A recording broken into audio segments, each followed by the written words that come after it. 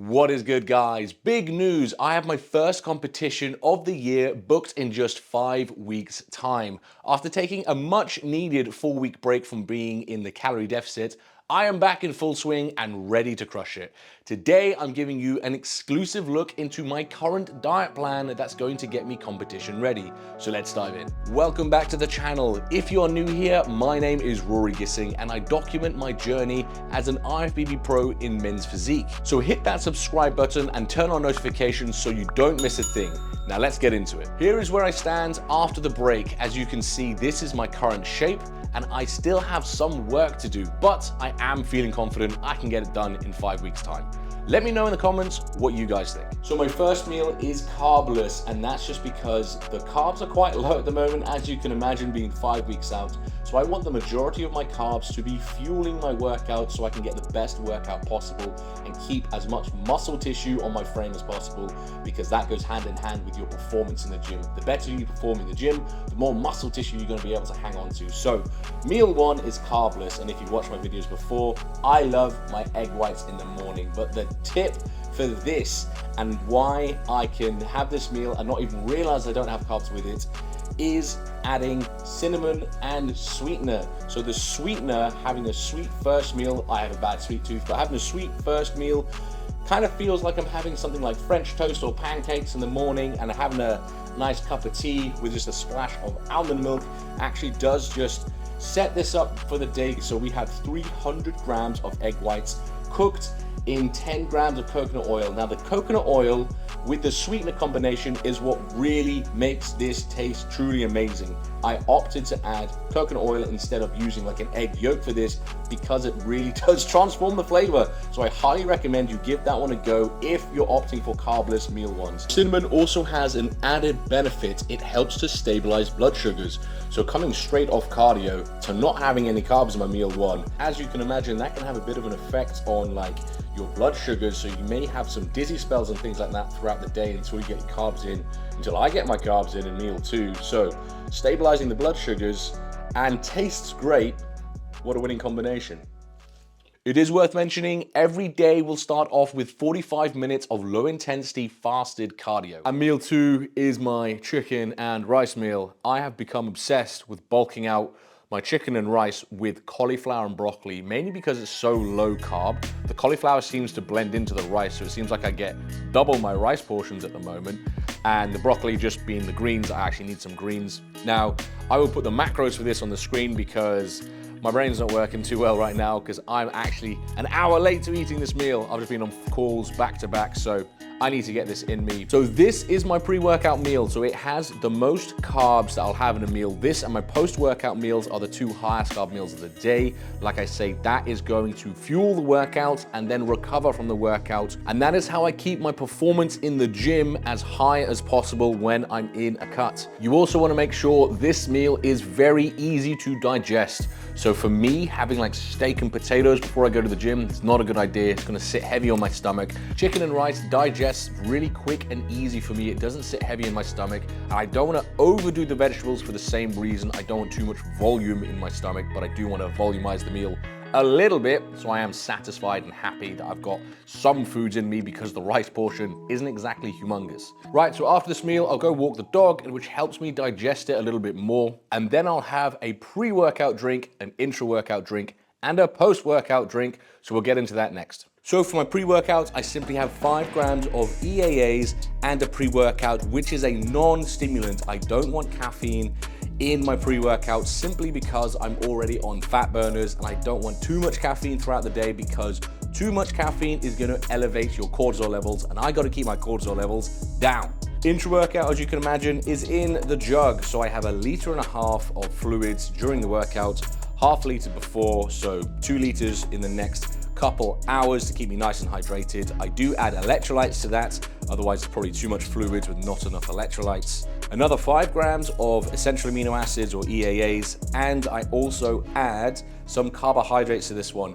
10 grams of carbohydrates will keep me going through the workout. It may seem like a minuscule amount, but I do find it takes that edge off when my endurance starts to crash at the end of the workout. So just 10 grams of carbs keeps that workout nice and strong all the way to the end. My post-workout is just 30 grams of a whey isolate, and I just reuse the same shaker because I'm starting to run low on shakers. So I need to crush this, and then I'll then fill it up with just a whey isolate, and then I wait half an hour to 45 minutes to get a full post-workout meal in, which we're gonna go over later.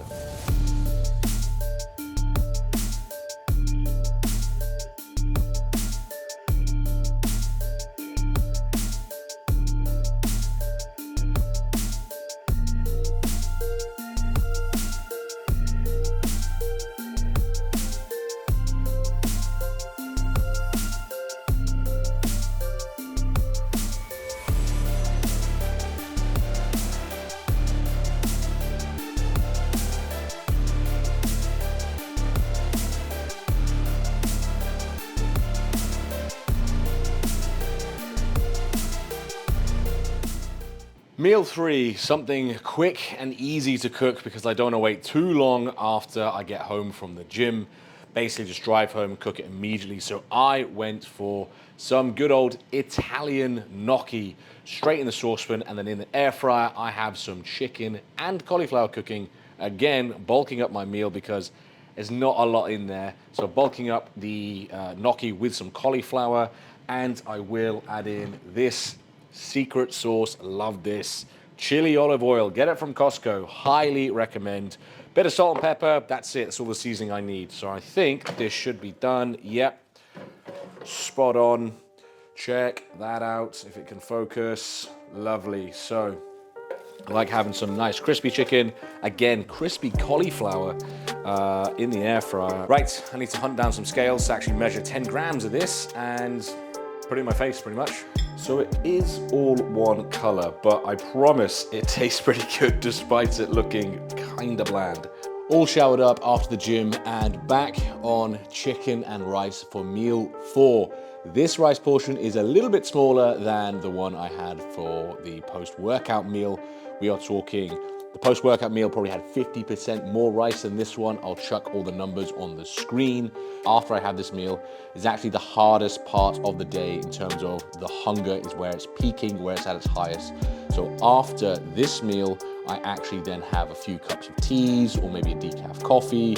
I can have a diet fizzy drink. I'll have one a day. I have no issues there. I don't get any stomach issues, and it's calorie free. So as long as you don't get stomach issues, there's no real harm for that either.